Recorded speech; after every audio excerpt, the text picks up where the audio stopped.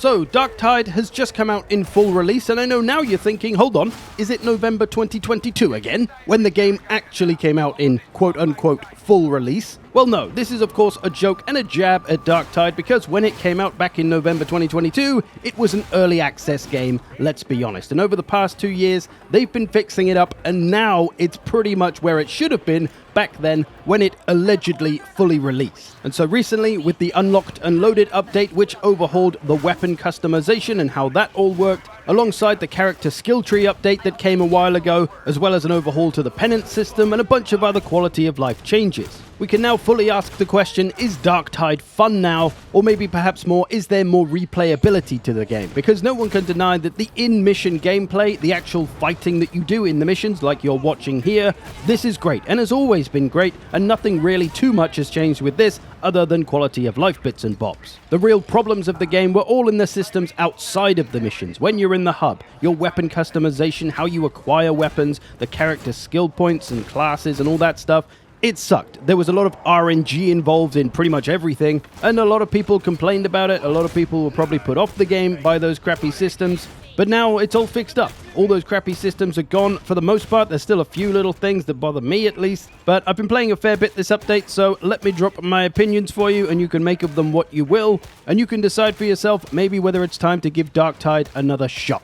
So first of all, let me give you a brief overview of the new weapons system. So we now have this thing called masteries, which is basically how good you are with the different types of weapons. The more you use a weapon type, the more you'll level it up and the better you'll get with it. As you can see, my character here, I've used most of the weapons for a long time, so I've got them all leveled, except for the bolt pistol, as that's a newer weapon. I've used it a little bit. It's currently at mastery 3 of 20. And what does the mastery unlock? Well, all the different blessings for the weapons, all the way up to the tier 4 blessings and perks. Also allows your weapons to reach certain power levels and such, so it's a progression system for your weapons, so it's now just something to actually work towards. And when you go and have a chat to old Hadron, you'll still consecrate your weapons the same, upgrading them so you can get more perks and blessings. You can now upgrade any weapon to get to max stats as well, although there is a bit of RNG in the stats. I'll talk about that in a sec. But a non-maxed out weapon will have the little bars that you can clearly fill up, and you do that by empowering and raising the kind of gear level. And now finally, the locks have been broken. You can now change all of your perks and blessings without having to worry about being locked out of one of them with some shitty stat you didn't want on the weapon. Because that was always an annoying RNG system, is you find a nice weapon with the perfect stats that you want, and then you go and level it up and consecrate it, and then you get some crappy perk that doesn't suit the weapon at all,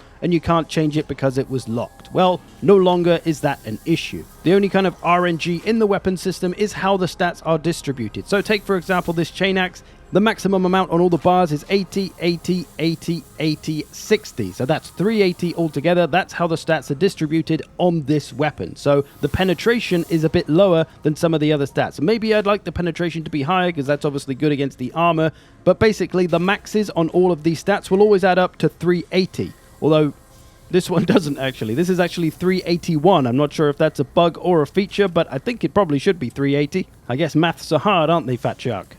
As an example of what I mean, take my bolt gun here. I've had this bolt gun since just after hitting level 30. I got it randomly at the end of a mission. I've used it a ball ton, but its stats could be better. I wish the damage was a max of 80% reload. I wish that was 80% collateral. I could live with that being a bit lower because I use this more like a sniper rifle than anything, just gunning down heads. Mobility, I wish was 80%. Stability's already there. So I wish this was 80, 80, 80, 80, and then collateral was 60. That would be the perfect bolt gun for me. So for now, I've got to hope that I can maybe one day find that bolt gun, so there's a little RNG in that respect. But it's not a huge issue, I think. Another new thing you can do is sacrifice weapons in order to raise your mastery. So it's kind of just a fast track system for mastery. If there's a weapon that you don't want, you can kind of trade it in towards the mastery of another weapon. For example, using it on the bolt pistol here. It's currently mastery 3. I'm going to trade in this shotgun because I don't want it. I'm not actually going to do it because I might actually want that shotgun. But you can see it pushes my mastery up into level 4. So it's a way to get some extra XP and make use of all those weapons you don't want. Because you still get weapons thrown at you at the end of a level. They might be useless to you. Well, now you can put them to good use, if not just sell them. So that's the mastery system. It seems pretty nice to me. I honestly haven't had a great deal of experience with it though, because as you've seen, and if you're like me and you played a lot of Darktide already, you're already going to have all of the masteries done, and thus the fun of progression isn't really there because you've already done it. So I'm half debating deleting one of my characters to start again to fully get the experience of that progression system, or I'm even toying with the idea of deleting all my characters and starting the whole game fresh essentially, but I'm not quite sure I want to do that. But yeah, I think if you want to make the most of this update, starting fresh is going to be the way to go. So if you are thinking about coming back to Darktide, I think you do have to ask that question: do you want to start a fresh character? Because that's where you're really going to get the most out of everything that's changed in the game over the past couple of years. Especially if you're someone that hasn't played since before the skill tree update, because that was a pretty huge change, and honestly one of the best things that happened to the game. You know, this whole thing, if you don't recognize this, if you haven't seen it before, it might be time to try Darktide again. Because this system, when it was added maybe like 6 months or so ago, it really improved all of the classes. It allowed you to tailor your character to how you wanted to play, your playstyle, your weapons. You could tinker around and experiment with it to find what suited you. A lot of fun and replayability to be had messing around with that. But now we've got the weapon customization as well and the weapon progression. Those two things combined can make for a lot of replayability in Darktide, I think.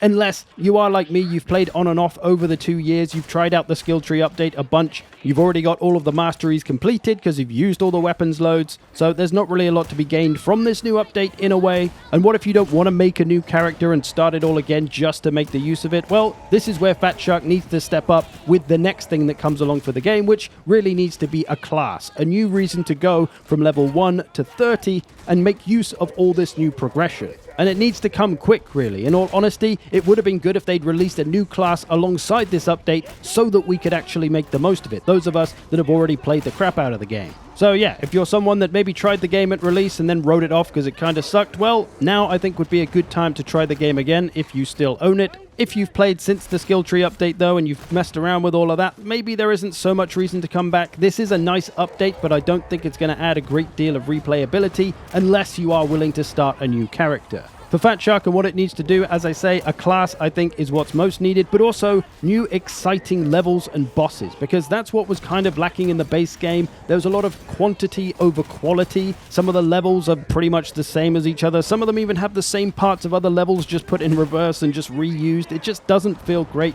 I much prefer having unique levels, and I'd rather have less of them, really good high quality levels, than have loads of levels that all kind of feel the same as other levels. You know, like Vermintide, because that's something Vermintide always did well, is all the levels feel pretty unique from each other. They have unique puzzles sometimes, or unique bosses. That's what we need in Darktide, and in all honesty, they have been doing that recently in the past 6 months or so with some of the levels, the Carnival levels. The Karnak Twins boss is pretty cool. There is a new level with this update as well, which is quite unique in itself.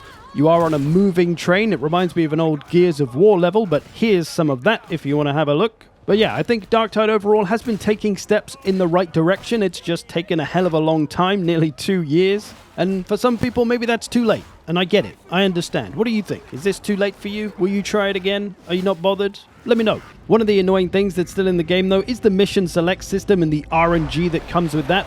I just don't get it. I don't know why they think this is a good idea. I personally find it annoying when there's a certain mission I want to play. I had this on stream the other day. I was trying to find a certain mission I wanted to play, and over the course of like an hour, hour and a half, it just didn't pop up. So I just couldn't play the mission. There have been some improvements to it though, like this auric system has been added, so there's more damnation missions available for those damnation players like myself. All I really want to play on is damnation though, so I have no idea why I'm still being shown these tier 1 and tier 2 and even tier 3 levels. I'm literally never going to play them, and I don't think any level 30 is going to play tier 1 or 2. Some people might play tier 3 if they like the game a bit more relaxed, but why the hell am I being shown tier 1 and 2 when I'm level 30? Fuck off!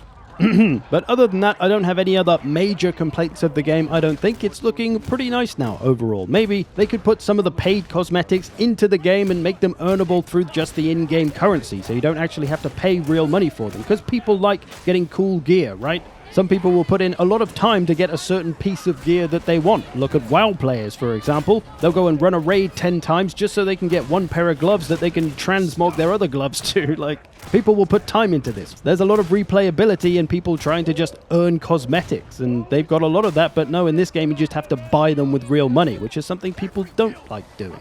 So yeah, I think maybe there's something to rethink there for them, but we'll see. There we go. Let me know what you think. I think the game is worth a look if you haven't played in a long time. If you played maybe a couple of months ago and you were kind of bored and not that fussed, well, I don't think you're going to be greatly enthralled now with the new update until maybe a new class comes along.